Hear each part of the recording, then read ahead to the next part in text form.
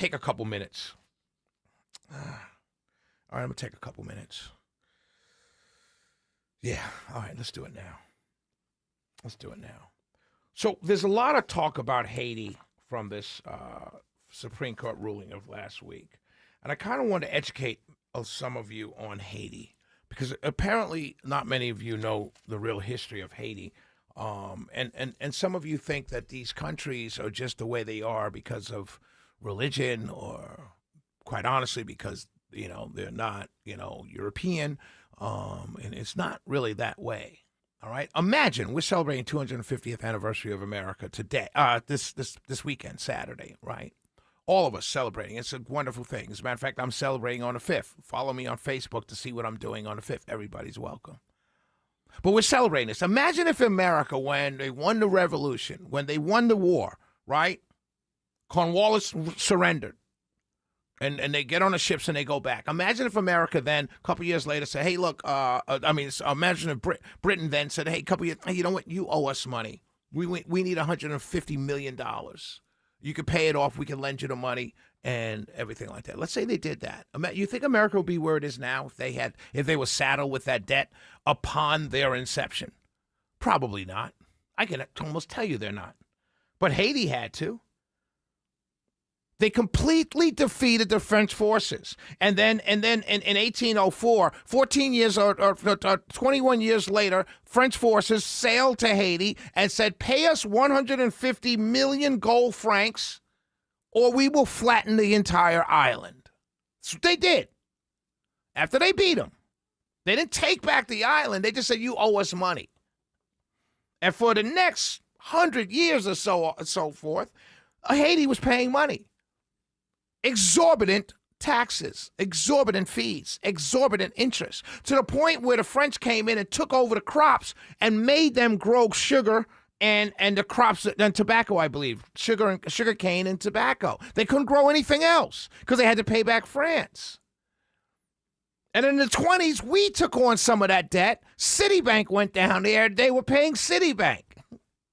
So this country, the only country in the Western Hemisphere, I want you to get this right. When people say it's not about race, you must understand it is only about race. The only country in the world to actually defeat the people who were enslaving them. Britain stopped doing the slave trade on its own. America stopped doing the slave trade on its own.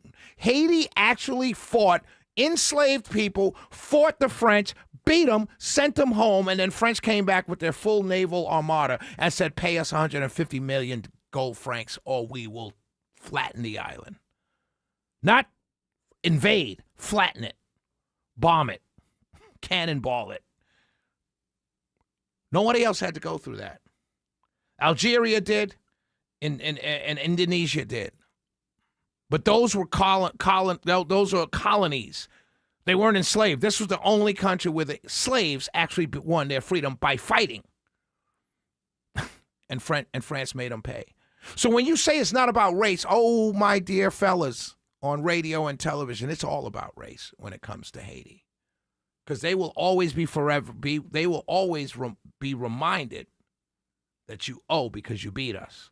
And that's not unfair on a world stage because no one else had to go through that. No other country who fought for their freedom, for independence, ever had to pay the country for winning. Only Haiti. So when you talk about what's going on in Haiti, when you talk about the gangs, when you talk about all the stuff that's going on now, no, America and Europe has had their hands in the policies and the running of Haiti since the beginning of 1804. And part of the reason why they wanted it like that, because as the news of Haiti winning their independence, guess what happened in the American South? Ooh, you had a couple slave rebellions, and you could not have that in America. I'm not here to tell you right or wrong or anything like that. I'm just here to tell you the things that other people will leave out to make a narrative. Haiti's not perfect, but understand, America's always had their hand in the affairs of Haiti. Europe has always had their hands in their affairs of Haiti. And it's hard to break that bond because all it takes is setting up some puppet dictator so you can run roughshod over the land. Sometimes it's the truth. By the way, Confessions of an Economic Hitman is in its third reprinting. We'll be right back. Shelley went to show. 404-872-0750. 1-800-WSB Talk.